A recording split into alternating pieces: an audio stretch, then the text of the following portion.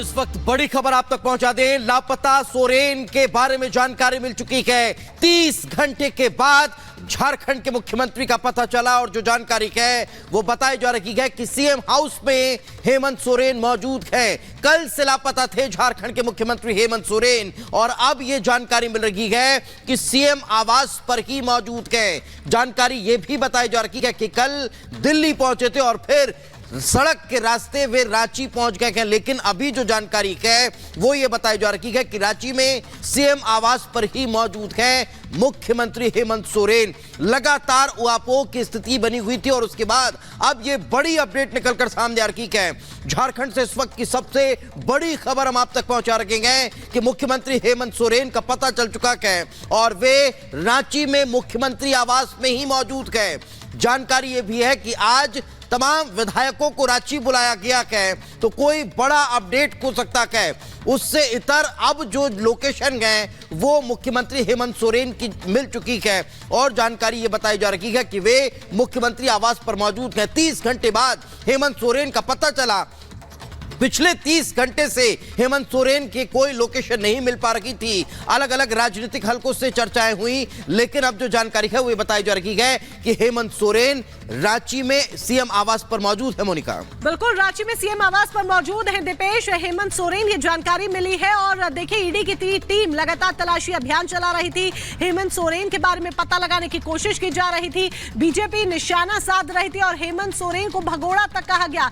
यहां तक कि पोस्टर तक जारी कर दिए गए, गुमशुदगी के पोस्टर तक जारी हुए, 11,000 का इनाम तक घोषित किया गया।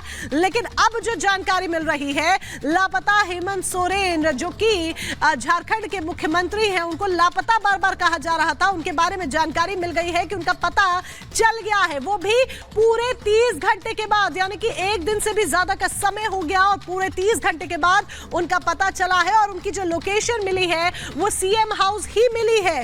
रांची में सीएम हाउस में मौजूद है हेमंत सोरेन।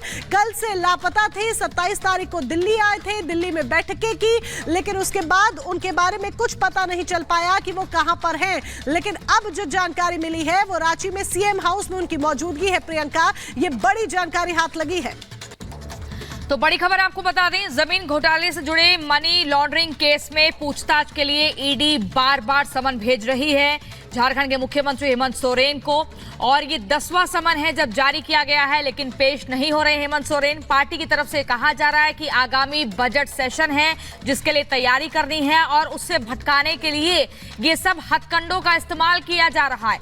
लेकिन आपको बता दें, जो बड़ी खबर है, हेमंत सोरेन का कुछ पता नहीं चल रहा था और अब उनकी जानकारी मिली है। 30 घंटे बाद ये पता चला है कि वो सीएम आवास में है। हालांकि बीते दिन वो अपने प्राइवेट जेट से, प्राइवेट चॉपर से दिल्ली पहुंचे थे। राजधानी दिल्ली की जब खबर ईडी की टीम को लगी तो टीम वहां पर पहुंचती है और 36 लाख कैश बरामद होता है। गाड़ी को जब्त किया जाता है।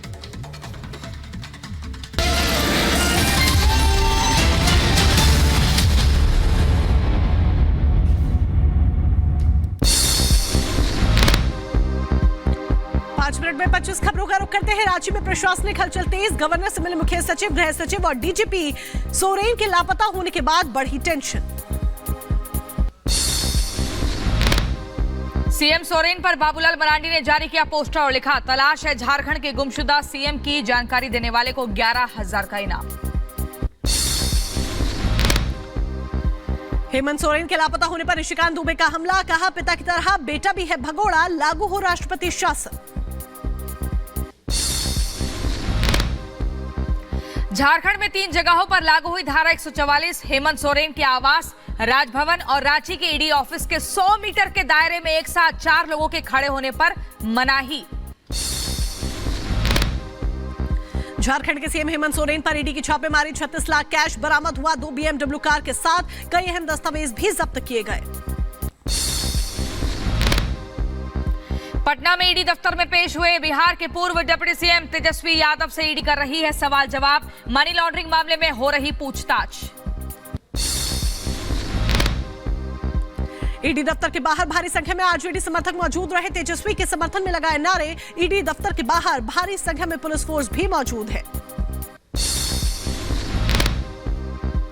लैंड फॉर जॉब घोटाले मामले में ईडी का खुलासा, लालू की बेटी हेमा यादव के नाम मिली जमीन, राबड़ी के नौकर ने की जमीन ट्रांसफर, एक कैंडिडेट की जमीन हथियाई। ईडी के एक्शन पर बोले आरजेडी सांसद मनोज झा, प्राण प्रतिष्ठा के बाद भी बीजेपी का मन नहीं हुआ शांत, गैर बीजेपी राज्य में भेज रही है ईडी की टीम। आरजेडी नेता शक्ति सिंह यादव का बीजेपी पर हमला, कहा फर्जी मामले में फंसाने की हो रही साजिश, जनता लेगी तानाशाही का बदला। राजस्थान में हिजाब बैन को लेकर प्रदर्शन, जयपुर में सुभाष चौक पर सड़कों पर उतरी छात्राएं, हिजाब बैन के खिलाफ किया गया प्रदर्शन। जयपुर में जारी हिजाब विवाद के बीच बोले कैबिनेट मंत्री किरोड़ी लाल मीणा, कहा हिजाब और बुर्का कई मुस्लिम देशों में प्रतिबंधित। स्कूली छात्राओं का आरोप, बीजेपी विधायक बाल मुकुंद आचार्य, स्कूल में आकर उन्होंने दिया था हिजाब पर बयान, हिजाब को खत्म करने के लिए कहा। हिजाब को लेकर बाल मुकुंद के बयान पर गरमाई राजस्थान में सियासत, कांग्रेस ने विधानसभा में मुद्दा उठाया। बजट सत्र से पहले केंद्र सरकार ने की सर्वदलीय बैठक, वित्त वर्ष के लिए अपना एजेंडा रखा सामने, राजनीतिक दलों को मुद्दों के बारे में जानकारी दी। सोहेल देव, भारतीय समाज के राष्ट्रीय महासचिव अरुण राजभर का अखिलेश पर हमला, कहा सपा अध्यक्ष सबसे बड़े पलटू राम, 8 दलों से गठबंधन करके पलटने वाले अपने गिरबान में झांके। राबड़ी देवी के घर के बाहर तेजस्वी यादव के समर्थन में पोस्टर लगे, 17 महीने के लिए काम का दिया लेखा जोखा। राष्ट्रपति महात्मा गांधी की आज पुण्यतिथि, प्रधानमंत्री मोदी ने राजघाट पहुंचकर श्रद्धांजलि अर्पित की, समाधि स्थल पर फूल चढ़ाकर बापू को नमन किया। महात्मा गांधी की 76वीं पुण्यतिथि, राष्ट्रपति द्रौपदी मुर्मू ने राजघाट पहुंचकर श्रद्धांजलि अर्पित की, उपराष्ट्रपति जगदीप धनखड़ ने भी समाधि स्थल पर पुष्प अर्पित किए। महात्मा गांधी की पुण्यतिथि पर सुप्रीम कोर्ट में रखा गया 2 मिनट का मौन, मौके पर फायर ब्रिगेड की गाड़ी ने सायरन बजाया, सुनवाई के लिए आए जजों ने राष्ट्रपति को श्रद्धांजलि दी। उत्तर प्रदेश के मऊ में साइकिल से जा रहे शख्स को गाड़ी ने टक्कर मारी, पुलिस ने शव को कब्जे में लेकर पोस्टमार्टम के लिए भेजा, मामले की जांच जारी। यूपी के ग्रेटर नोएडा में कोहरे के कारण भीषण हादसा, रिफाइंड से भरा ट्रक पलटा, सड़क पर तेल गिरने से कई बाइक फिसली हैं, कई लोग घायल हुए। पंजाब के चंडीगढ़ में फर्नीचर बाजार में भीषण आग लगी, दमकल की कई गाड़ियां मौके पर पहुंची, लाखों का सामान जलकर हुआ खाक। यूपी के ग्रेटर नोएडा में एक युवक पर दोस्त की हत्या का आरोप, शराब पिलाकर पीट कर अधमरा किया, अस्पताल में युवक ने दम तोड़ा, पुलिस ने 6 लोगों के खिलाफ एफआईआर दर्ज की। उत्तर प्रदेश के नोएडा सेक्टर 104 में पुलिस और बदमाशों के बीच मुठभेड़, गोगी गैंग को शूटर देने के लिए मुहैया करवाने वाला बदमाश नवीन घायल हुआ, पुलिस ने बदमाश को गिरफ्तार किया।